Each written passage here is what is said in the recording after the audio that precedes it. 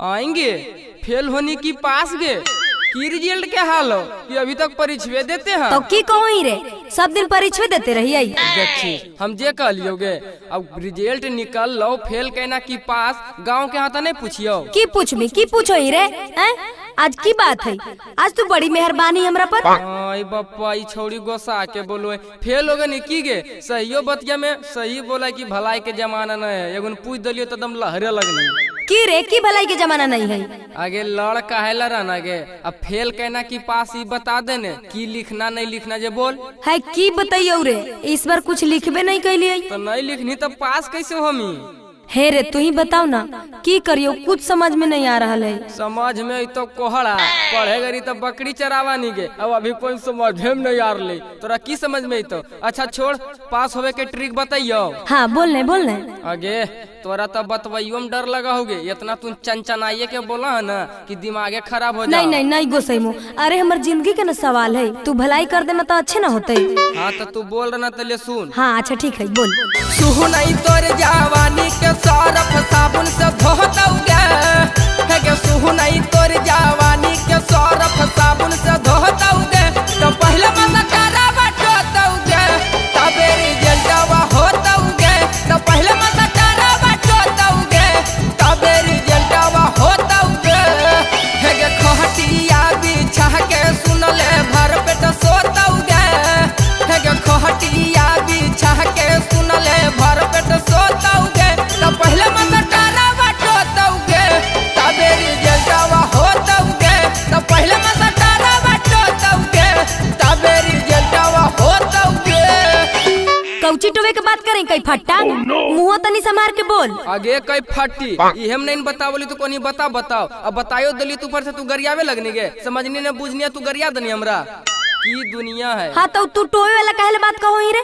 आगे पहले तू शांत हो जाओ ठीक हो ना तू पहले शांत हो हम तोरा बताओ देखी आज कल ने बउआ बिना घूसखोरी के कोई काम नहीं होबा और तू तो पढ़ा लिखल लड़की है तू तो जानवे करा जैसे तू चल जो ब्लॉक ओजू बिना घूस दे ले तोरा कोई काम नहीं होता हाँ तू चल जो थाना ओजू बिना घूस दे ले तोरा कोई काम नहीं होता और तोरा अपना गुनी समझा दिली तू पूरे हमरे पर चढ़ रहना गे।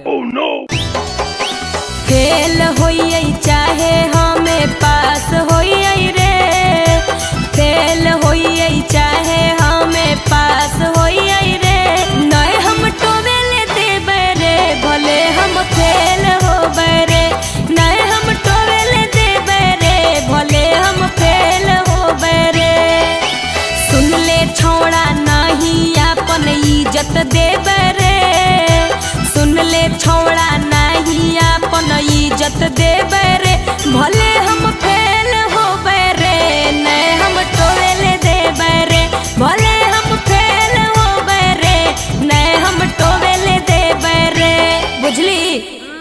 तू तो सती सावित्री ही जे हमरा नहीं पता है। अरे कई फुट्टा सती सावित्री नहीं है तो केजा कौची करल चलई रे हैं जे तू मुंह चियार के बोलो ही जरी मुंह समार के बोल नहीं तो मरबाऊ संडी लोकल के कि मुंह फूल जइतो। आगे मारे के जरी धमकी कम देवल कर समझी ना तोरा ऐसा के तो की बोलियो चल रहल दे की बोलबी रे की जरी बोल के देखाओ ने छोड़ो यो तो तू मुड़िया पर चढ़ो ही की। आगे तोर मुड़िया पर कहाँ हम अभी चढ़लियो चढ़बो तो तू हमार भार थम लेमी जे चाय चाय कर रही है जा परी हे गुंडा नियर बोलबते हमरा मुंह पर। आगे गुंडा गुंडी करमी गे तोरा की के लिए गुंडा को बोलो हमरा गे तोरा हमरा की करे के हिम्मत हो रे बोल। करे के हिम्मत बोलोगे इतना कुछ कर सकलियो ने लेकिन की करियो हटा छोड़ सब अभी मूड में नहीं है। अरे क्यों लोगे काले लड़ाई झगड़ा कर रही है। देखो ना भैया ये छौड़ा की बोल रहा है कुछ बोलो होगे बताओ तो हमरा। बड़ी गंदा बात ता बोले छोकरा बाजी जब टोते मस्टरवा तब हो तेरी जलता बाजी बड़ी गंदा बात ता बोले छोकरा बाजी जब टोते मस्टरवा तब हो तेरी जलता बाजी। अरे पदोड़ी भाई तू हमार बहनी के उल्टा सीधा काहे बोलो ही रे। आगे जो तू घारा ये पदोड़ी भाई के ये घटले हले अगर सनिचरा गरा हले उतना मिल गले जो तू जो मैया अच्छा उड़ी आगे कवाले का सुरमा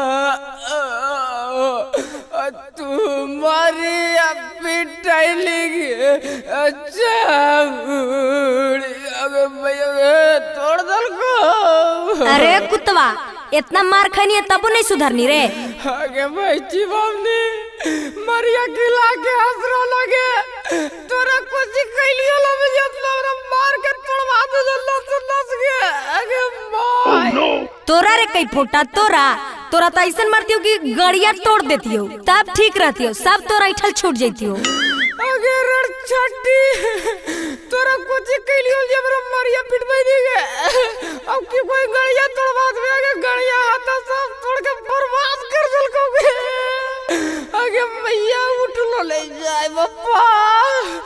आगे रण छट्टी कौन जन्म के बदला चुकाई लगे कैसे अगर शादी ब्याह हो तो भगवान। अरे गेना की नहीं है जैसे कि फिर अपन भाईवा के कहियो। आगे रण छट्टी इतना मर मेहनत नहीं पेट भर लोगे एक रात बढ़िया तू जाने मरवा दे हमरा कहला रिक्टा रिक्टा के मरवावा आगे बुजरू ये तो हमरा तू ऐसे करागे रुक गे एक आदि हम तो जवान होवन करबो ऐसे तोर भाईवा मारवन पदोड़ी भाई लगे कि डॉक्टर नहीं पहचानतो देख लिया तू। अरे जो नरे सुखला जो ना तोरा तना सवांग हो न तोरा सवांग कहियो होत तो कैसे लगो हिल्ला लेखा हैं। आएंगे तो तोरे चलते न सूख के काटा हो गेलिए गे अभी तो अपन भाईवा से मार खिलावोगे। अरे तू कुत्ते के कुत्ते रह गे नी तोरा एक बार समझा रही समझ में नहीं आ रहा है।